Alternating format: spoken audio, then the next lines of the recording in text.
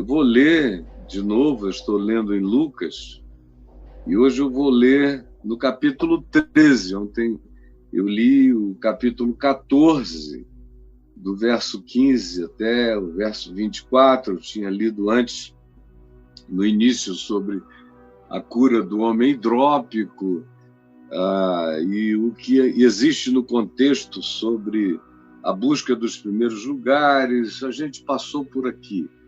Mas hoje eu quero fazer um contraste entre o dia de ontem e o que se diz agora.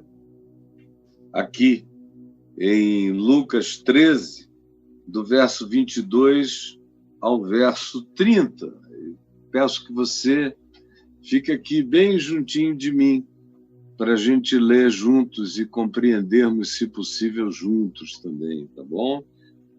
Diz aqui a partir do verso 22 de Lucas 13.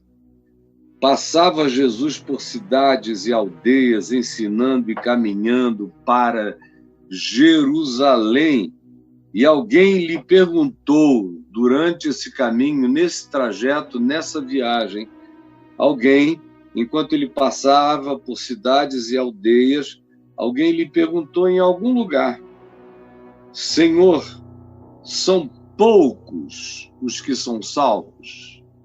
É pouca gente que herda a salvação, que entra no reino dos céus? Essa é a pergunta, guarde essa pergunta. Alguém lhe perguntou: são poucos? Essa vida eterna é para pouca gente? É só uma elite?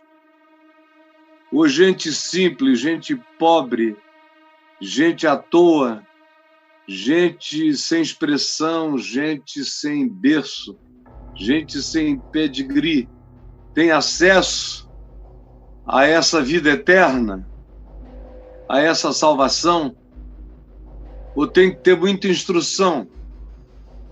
Ou tem que saber de coisas extraordinárias que ninguém sabe?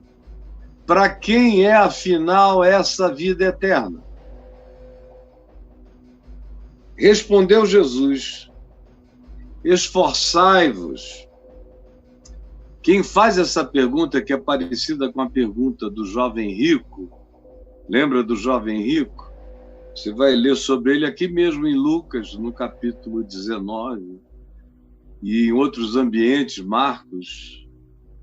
Ele está presente nos evangelhos, o jovem rico, e a pergunta dele é essa, basicamente essa: não são poucos os que são salvos, mas o que devo fazer para herdar a vida eterna? Ele achava que ele era um cara que tinha condições de entrar. E esse aqui, que faz a pergunta que a gente leu, são poucos os que são salvos, acha que pouca gente tem condição de entrar. Ele, o jovem rico, achava que ele era um candidato natural a entrar. É uma outra coisa. O que farei? Ele achava que estava na mão dele o pegar e o fazer acontecer a vida eterna. Esse outro aqui não tem essa presunção, ele só pergunta se são poucos. Mas as questões em si não são tão diferentes, exceto pela motivação do perguntador. E aí Jesus responde: esforçai-vos. Para essa gente que quer saber se é difícil, se consegue, como o jovem rico ou como esse perguntador, a resposta de Jesus é muito semelhante: esforçai-vos. Lá para o jovem rico, ele disse os mandamentos, quais eram.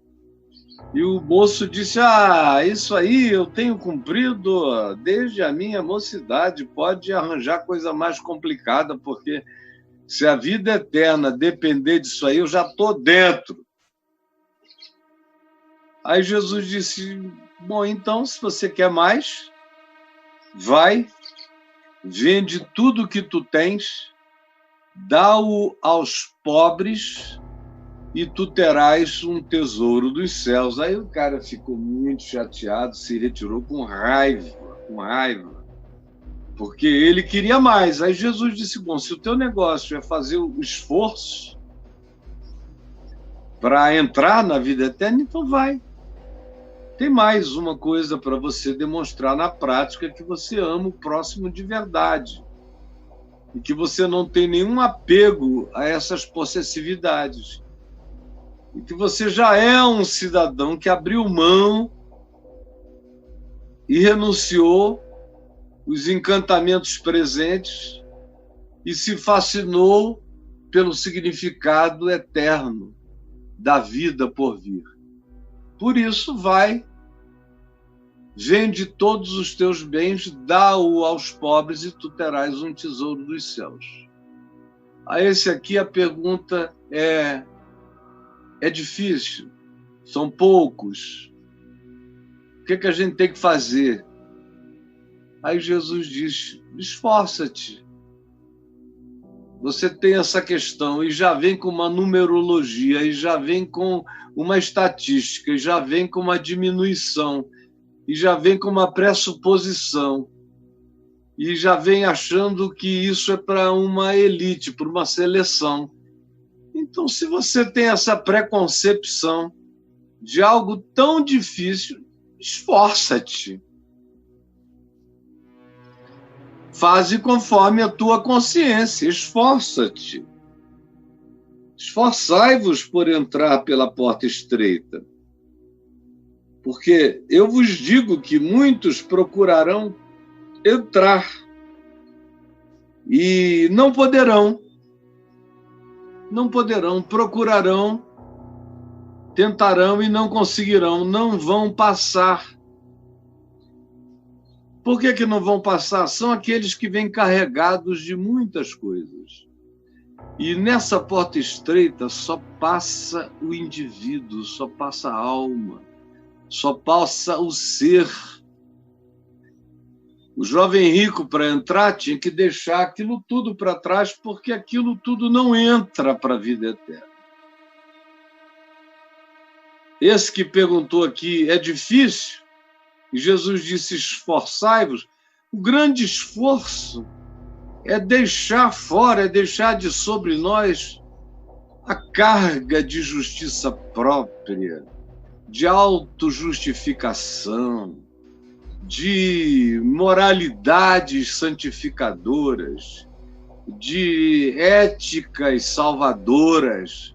Todas essas coisas, todas essas couraças, todos esses instrumentos de autovalidação, de atribuição de importância e significado, de supremacia ética, moral e comportamental da gente em relação comparada ao resto do planeta.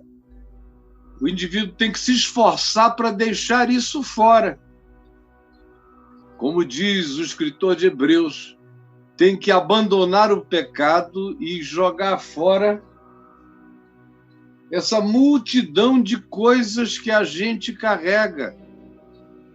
Joga fora todo o peso, é como ele diz, e o pecado que tenazmente nos assedia, é isso que se tem que jogar para poder entrar pela porta, porque pela porta só entra gente. Não entra o que você carrega, não entra o que você amealhou, não entra o que você conseguiu. Tua pirâmide não vai contigo. Nem esses teus peitos de silicone. Nada disso vai contigo, nada disso presta para nada. Nem teu orgulho, nem teu academicismo, nem as tuas arrogâncias e soberbas de saberes especiais, nem a tua presunção de membro de seita que vive fazendo e cumprindo e realizando mesmo as coisas que não entende, que não fazem nenhum sentido, que são loucas, mas você pratica a si mesmo. Nada disso vai entrar pela porta. Nada disso. Tua filiação, tua genealogia, as informações que você amealhou, o que você acha que aprendeu, tua biblioteca não vai entrar pela porta, nada disso. Só entra se você for puro de coração, só entra aquele que ficou magro de arrependimento. O arrependimento emagrece a gente para passar pela porta. O arrependimento joga fora toda a nossa idiotice e nos capacita a passar pela porta. Só passa pela porta o quebrantado, só passa pela porta aquele que abriu mão das falsas importâncias, só passa pela porta o que não tem mudança a transferir, não tem móveis a levar, não tem estimativas nem objetos de estimação a cultuar, só passa pela porta quem tiver coragem de deixar. Quem não tem coragem de deixar, não entra. Só cabe, para além dessa porta, quem entra no processo de individuação. Não cabe nem o teu ego fantasioso por essa porta. Não cabe a tua impressão causada sobre os outros, não cabem as tuas performaticidades, não cabem as tuas teatralidades, não cabe o teu curso de coach onde você aprendeu determinados modos de cativar, de aprisionar um auditório, de impressionar, de deixá-lo assim na sua mãozinha para você fazer dele o que você quiser. Tudo isso vai ter que ser deixado fora. Não entra, não cabe. Melhor fosse que você abandonasse isso já agora. Não cabe. Só cabe quem se dispôs a fazer o processo de individuação, de ser apenas o ser, sem todos esses penderucalhos apelidados de eu que não são ser, que não são eu, são fantasias, são construções, são alegorias, são máscaras, são, de fato, impressões que você aprendeu a produzir, são suas hipnoses, mas não são o seu eu real, semelhante ao de uma criança, como Jesus disse que tinha que ser. Em verdade vos digo que se não vos converterdes e não vos tornardes como crianças, jamais entrareis no reino dos céus. Por essa porta só passa quem está vivendo processos de individuação, a cada dia jogando fora pedaços de si que não são o eu verdadeiro. E abandonando caras e bocas e impressões e seduções e tentativas de fazer pessoas ficarem impressionadas com você.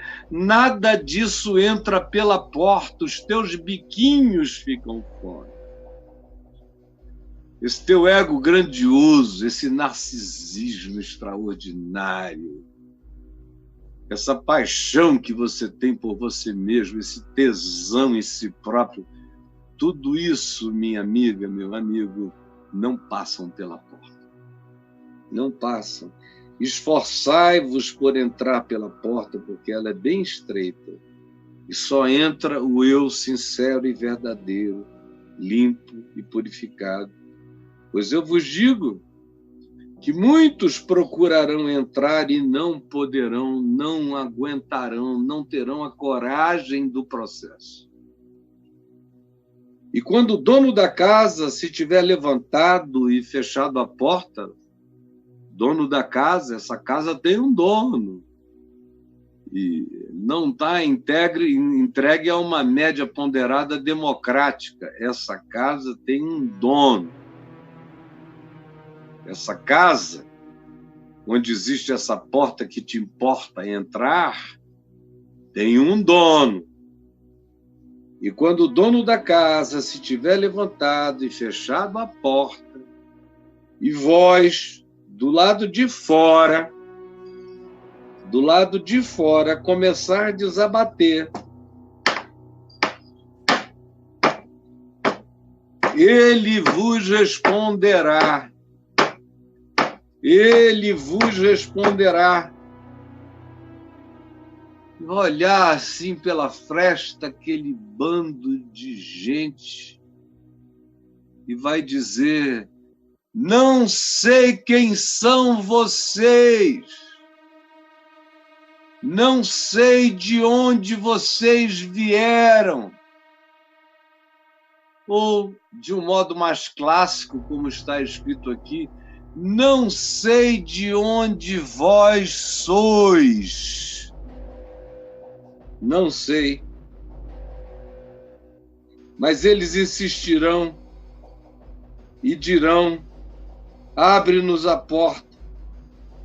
Enquanto ele dirá: não sei de onde vós sois. Não sei.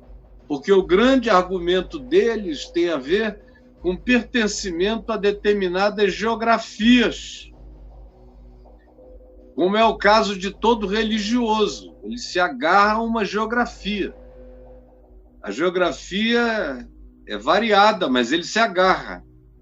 Cada um tem a sua geografia de salvação. Parece que a salvação habita lugares, habita ruas, habita casas, habita famílias, habita templos, habita igrejas. Por isso a resposta é: não sei de onde sois, de que lugar vocês são, porque o argumento tinha a ver com lugar, é uma lugarização da salvação. Não sei de onde sois. Então direis: comíamos e bebíamos na tua presença. A gente frequentou lugares onde tu estavas, supostamente. E mais do que isso, a gente tomou ceia. A gente comeu, a gente bebeu. A gente comeu pão, a gente bebeu vinho na tua presença. A gente ceiou na tua presença, mas ele dirá: eu nunca vi vocês. Não sei de onde sois. Então eles dirão ainda além: tu ensinavas nas nossas ruas. A gente aprendeu sobre o Evangelho, sobre ti, aqui mesmo, dentro de casa. Havia uma quantidade enorme de discípulos passando e ensinando, e a gente ouviu. Informação não nos falta, a gente sabe quem tu és. Informação não nos falta, a gente sabe quem tu és, mas ele dirá: eu não sei quem vocês são. Olha a ironia, eles dizendo: nós sabemos quem tu és. E ele dizendo: mas eu não sei quem vocês são. Porque o que importa a salvação não é que você saiba quem ele é que ele saiba quem você é. A informação dessa pedagogia que diz tu ensinavas nas nossas ruas é menos importante do que ele tenha prestado atenção em você, no seu coração, na sua sinceridade, no seu compromisso. Como disse Abraham Lincoln, o importante não é que eu saiba quem Deus é, o importante é que Deus saiba quem eu sou. O importante não é que eu esteja ao lado de Deus, o importante é que Deus esteja ao meu lado. Por isso, o importante não é que você saiba o ensino dele, o importante é que ele te conheça. Ele saiba quem você é. Poxa, gente, é tão simples de entender que não dá para ter argumento contrário, nem desculpa hoje ou em qualquer outro tempo da sua existência. É assim que é e é assim que será. E não queira saber como isso será. Não há argumento de dizer: a gente comia, a gente bebia, a gente tomava ceia, a gente sabia de tudo. E tu ensinavas nas nossas ruas. Ele vai dizer: isso não é o importante. O importante não é você saber de mim, o importante é que eu saiba de você. E para eu saber de você, é preciso que haja verdade e sinceridade no seu coração em relação a mim. Mas ele, então, depois que você disser, informação a gente tem, chegava direto na nossa casa, na nossa rua, nos dias de hoje, na palma das tuas mãos a salvação está inscrita. O acesso à informação está assim, disponível na palma da nossa mão. Nunca esteve tão próximo aqui para você ver, mas não adianta. Não é isso que vale. O que vale é ele dizer que te conhece. Se ele não te conhece, não adianta você ter informações que não se transformam em vida. Entendeu? Ele vos dirá outra vez, não sei de onde sois.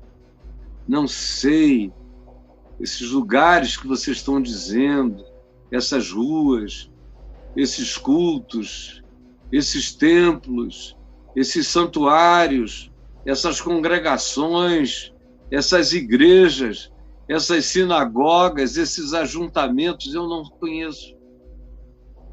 Eu estive fora. Eis que eu estou à porta e bato. Se alguém ouvir a minha voz e abrir a porta, então eu entrarei na sua casa, cearei com ele e ele comigo, porque numa quantidade absurda de casas coração, casas ser, aonde todo mundo acha que soube e tinha o suficiente para garantir a senha de entrada, ele vai dizer, não sei quem vocês são, não sei de onde sois.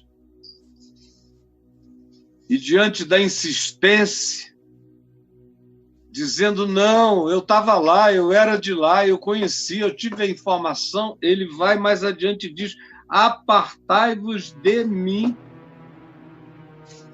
Apartai-vos de mim. A gente não se conhece, não insistam. Nunca rolou nada entre nós. E daí que vocês sabiam o meu nome? E daí que vocês sabiam doutrinas a meu respeito? E daí que vocês tinham informações para dar quem não tinha nada? E daí? Apartai-vos de mim. Informação sem arrependimento, sem quebrantamento, sem mudança de vida, não vale nada. Catequese que não transforma, não vale nada. Mensagem ouvida que não revoluciona o ser, não vale de absolutamente nada. Não lhe dá a senha de entrada.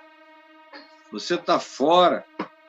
Aparte-se de mim, você e todos os que praticam a iniquidade, conhecem a informação, mas praticam a iniquidade. Conhecem a informação, mas praticam a iniquidade. Apartai-vos de mim. E aí há um parêntese aqui para descrever a cenografia depois disso. É uma descrição escatológico-existencial. Depois disso, então, o que acontecerá?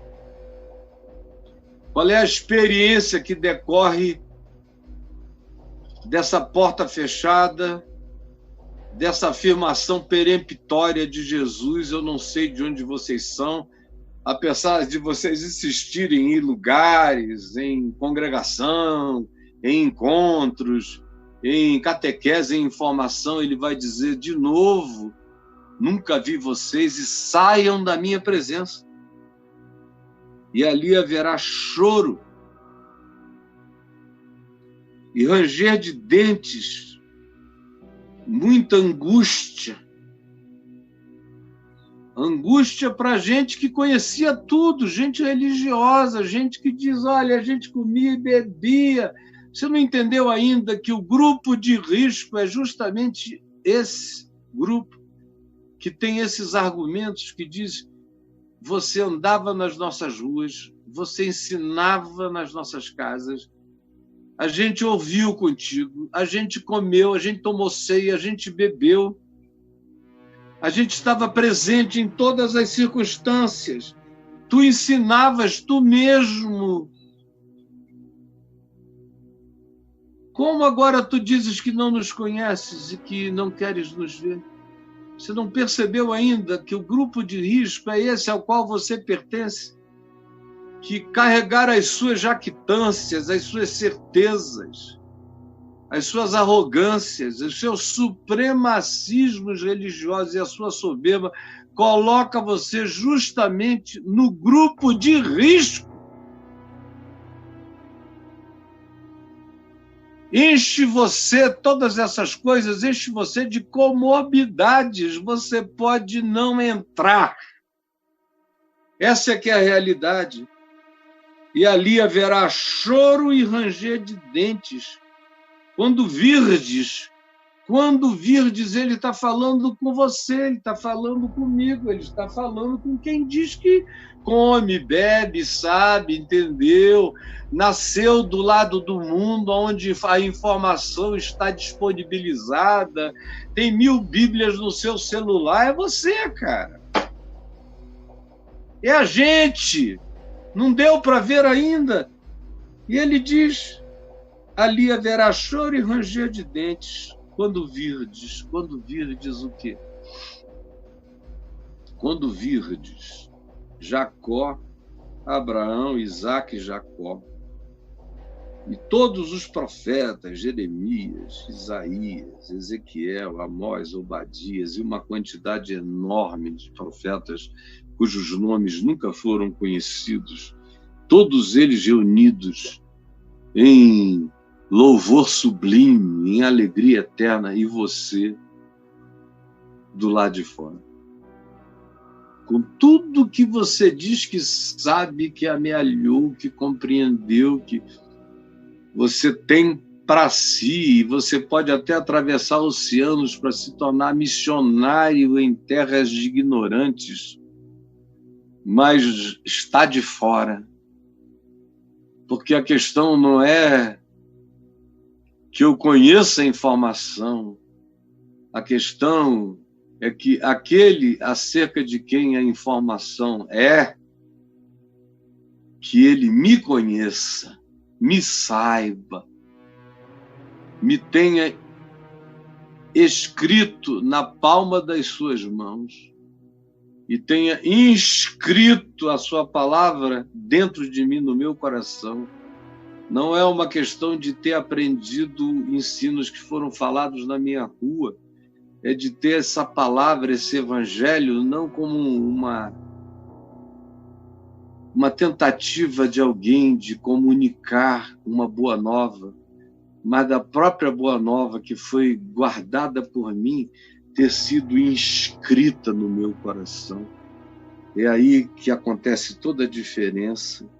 Então, naquele dia, quando virdes no reino de Deus Abraão, Isaque, Jacó e todos os profetas, mas vós lançados fora. Mas vós que tivestes todos esses privilégios e não aproveitastes, lançados fora. E então muitos virão, e vocês verão, a questão grande é nesse dia, a dor é ver. A ênfase é quando virdes. Preste atenção nisso, a ênfase é quando virdes. Ali haverá choro e ranger de dentes quando virdes. É o quando virdes que gera tudo isso.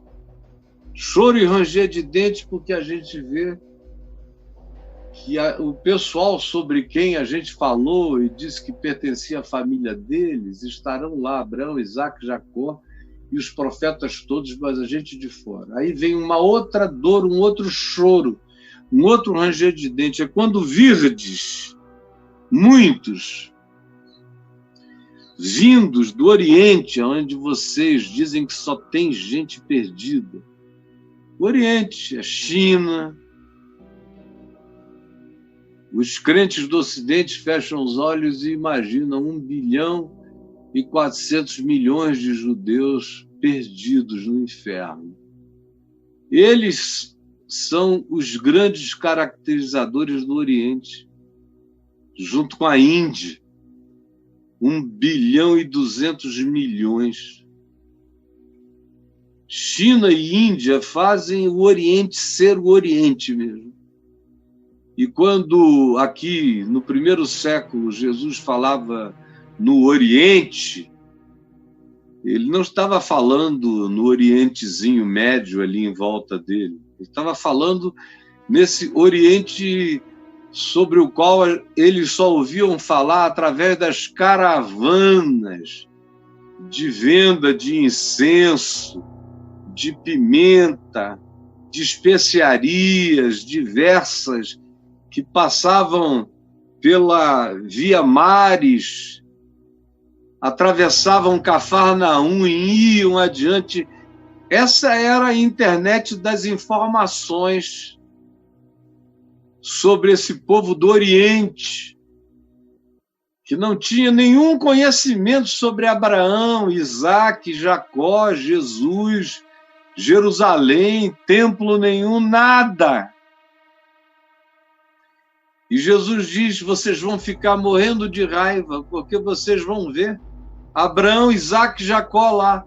E junto com eles e os profetas, quem estará lá não serão vocês, mas um monte de chinês, de gente do Oriente que não sabia nada, de japoneses. Ele está falando isso no primeiro século, não é hoje.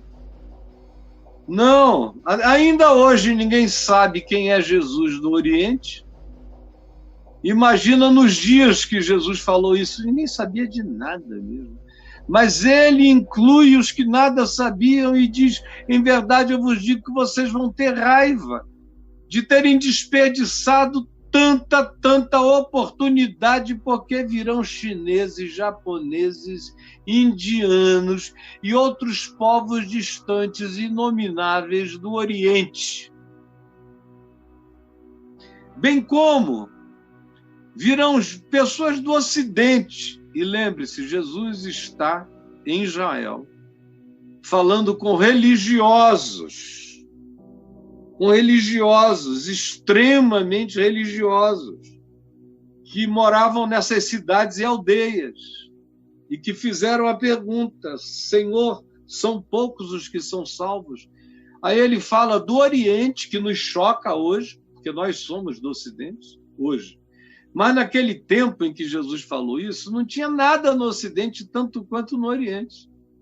O que havia no Ocidente da Terra nos dias de Jesus? Havia uns índios da América do Sul, que eram milhões, provavelmente algo em torno de 30 milhões, 20 milhões de índios. No tempo do descobrimento já havia aproximadamente 50 milhões de índios aqui, na região toda das Américas.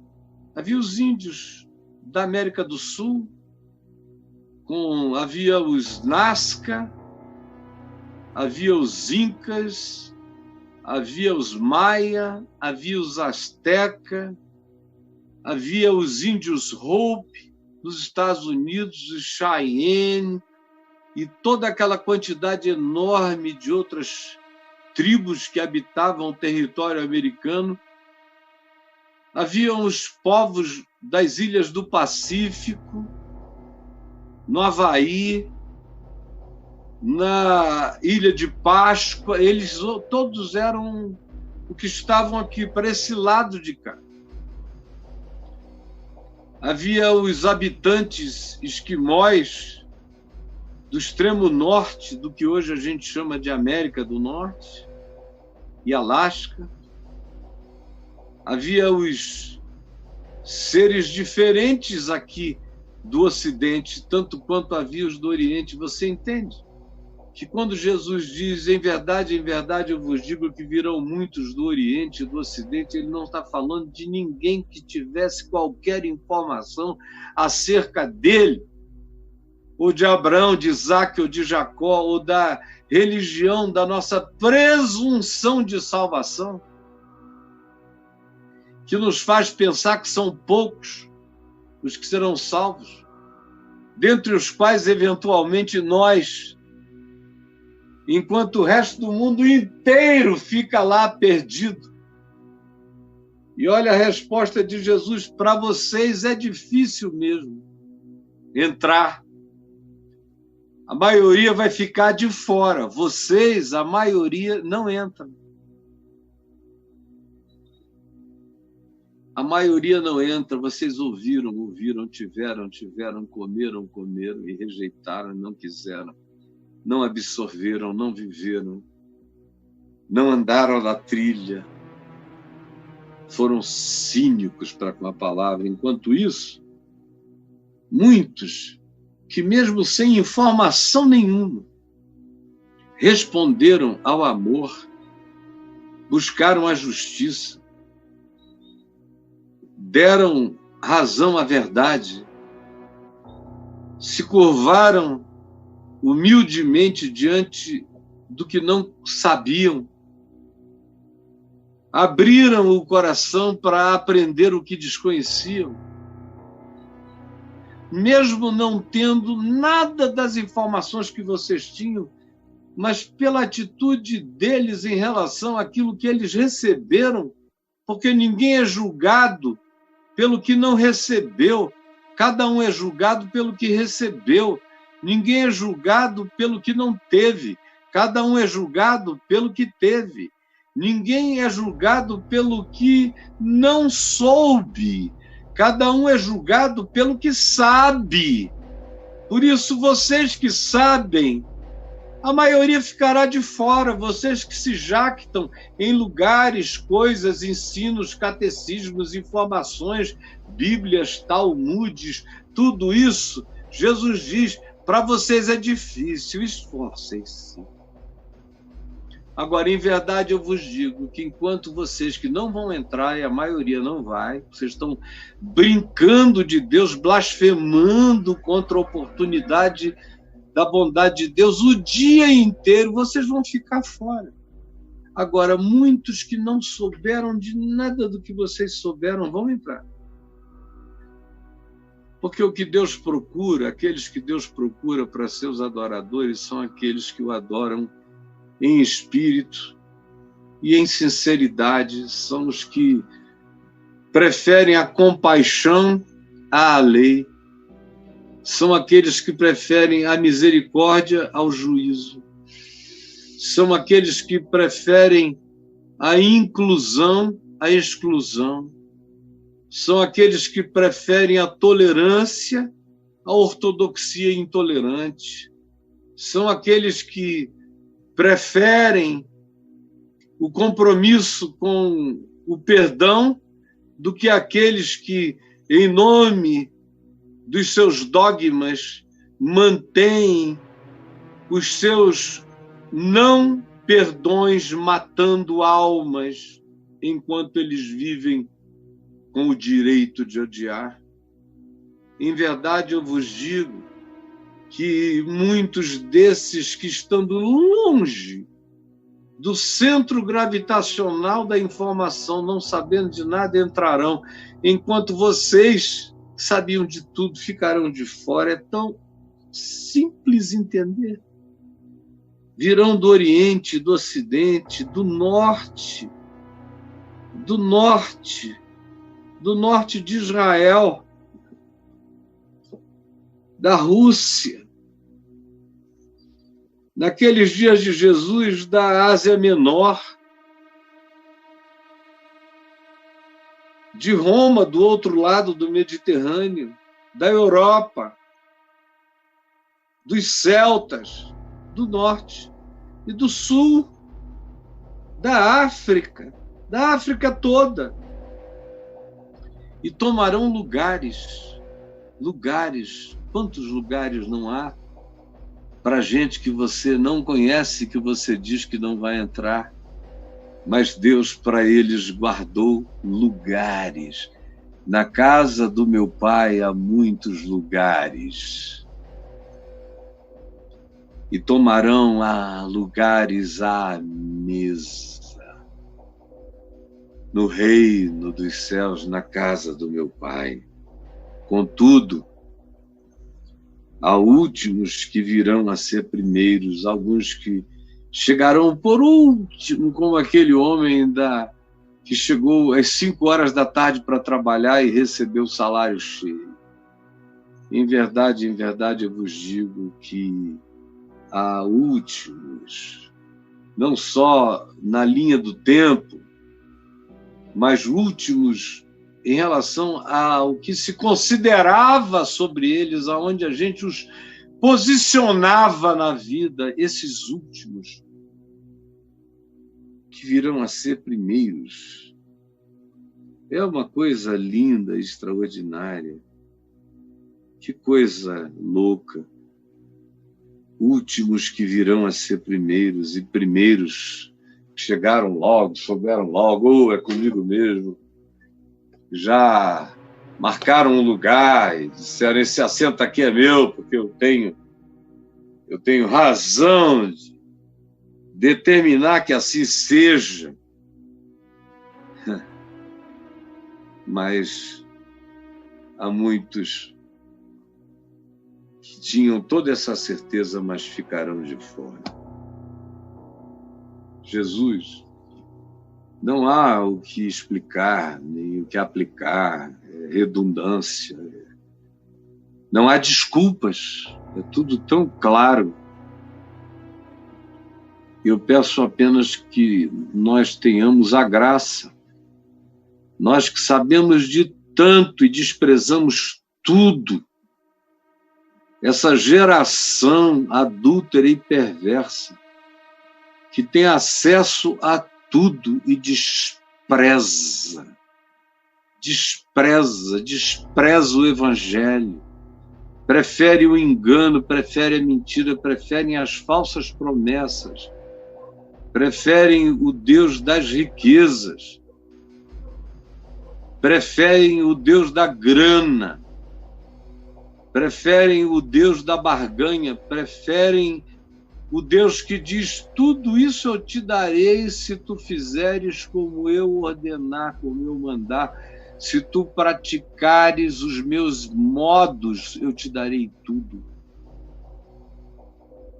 E eu te ensinarei a transformar pedras em pães. E eu te ensinarei um marketing irresistível, onde até os anjos participarão, e eu te darei o que tu nem pensas que terás. Se tu te curvares aos meus ensinos, diz Satanás, contra o convite do Senhor Jesus. Então, ninguém que está me ouvindo tem qualquer desculpa, nem agora e nem em qualquer momento que me ouça. E nem aqueles que corrompem o Evangelho, que sabem deliberadamente que estão corrompendo, que abrem em nome de Jesus e fecham em nome de Jesus e no meio enfiam um monte de mentiras, faladas em nome de Jesus, sobre as quais Jesus diz: eu não sei o que é isso, e vai dizer um dia para esses que assim procedem: eu não sei quem vocês são. E não adianta dizer que vocês sabiam o que eu ensinava, porque eu não sabia vocês. Por favor, ajuda-nos a entender e a termos um coração que se quebrante antes que chegue o dia do choro e do ranger de dentes. Em nome de Jesus. Amém, amém e amém.